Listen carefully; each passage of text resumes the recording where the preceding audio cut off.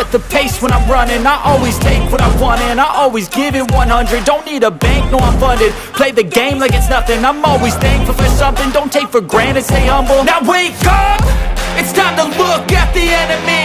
Look in the mirror if he is no friend to me. It's not working out, maybe it's the chemistry. It's time to break up so I can make a better me. Better believe in your mind, cause it's everything. You can mold, shape, find almost anything. All it takes is some time and some clarity to find your identity. It's mind over everything.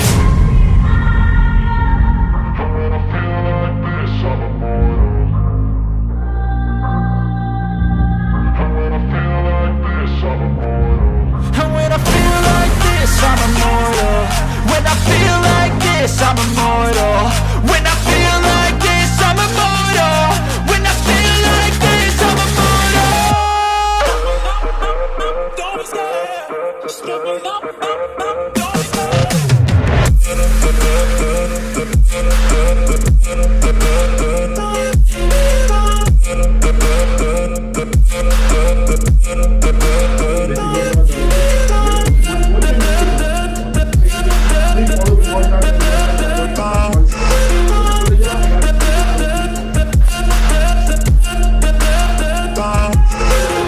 I'm so gone, no I'm never turning back. I won't stop, I'ma fight until there's nothing left. It's so on, you're gonna be hurting bad, cause I've been to hell and back. You don't wanna make me mad, I stay strong, you will never see me crack. And if you get in my way, you gonna feel the wrath. Gotta say it to my face while he's looking back. Mirror breaks after math, when I hate I attack.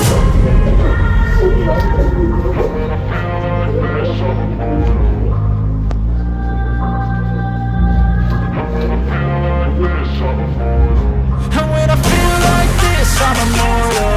When I feel like this, I'm immortal. When I feel like this, I'm immortal. When I feel like this, I'm immortal. Don't be scared, just get me up, don't be scared.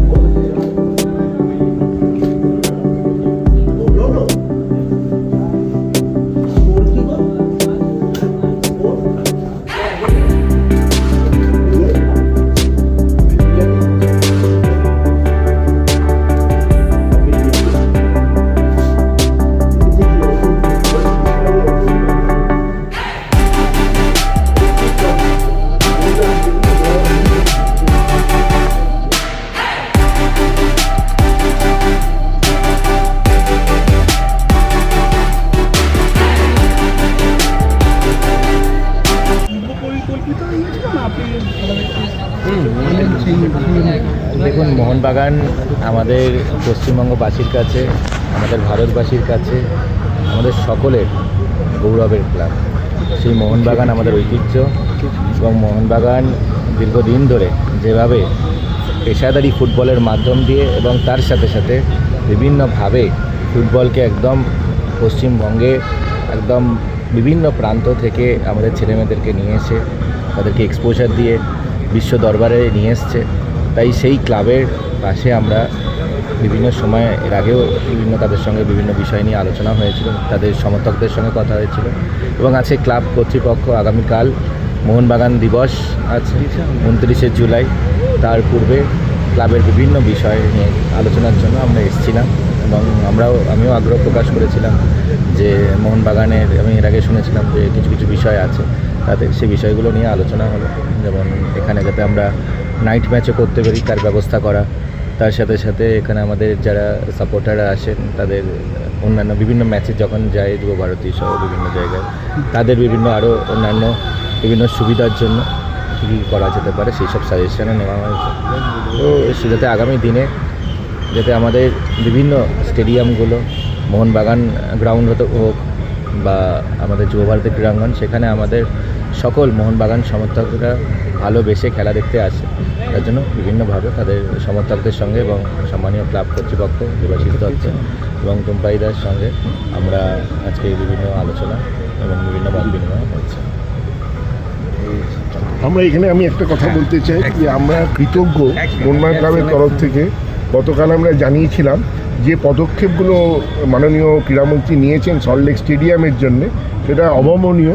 যে বহু বছর ধরে আমরা বলে আসছিলাম এটা পড়ছিল না, জলের ব্যবস্থা, এবং আজকে যেভাবে উনি ব্যবস্থা করেছেন টিকিট, পেপারলেস টিকিট, মানে এটা একটা অভাবনীয় ব্যাপার। সারা পৃথিবীতে, আমি ওয়ার্ল্ড কাপ যাচ্ছি 90 সালে, সারা পৃথিবীতে এইভাবে চলে এত বছর পর। তবে পশ্চিমবঙ্গবাসী, আমরা ক্রীড়া জগৎ খুব খুশি এটা নিয়ে। আজকে একটা ওনাকে অনুরোধ করেছিলাম, উনি সেটাও বলেছেন উনি দেখবেন। সেটা হচ্ছে আমাদের সাপোর্টাররা ফেস করে যে বাইকে করে যায়, হেলমেট রাখার জায়গা পায় না সল্টলেক স্টেডিয়ামে। উনি বলেছেন সেটা গেটের বাইরে উনি কিয়স্ক করার ব্যবস্থা করবেন, যাতে সেই হেলমেটগুলো এবং ছাতা সেগুলো রেখেই সমর্থকরা যেতে পারে। তো এইভাবে সমর্থকদের পাশে দাঁড়ানোর জন্য আমরা মোহনবাগান ক্লাবের তরফ থেকে ওনার প্রতি কৃতজ্ঞ, ওনার এবং রাজ্য সরকারের।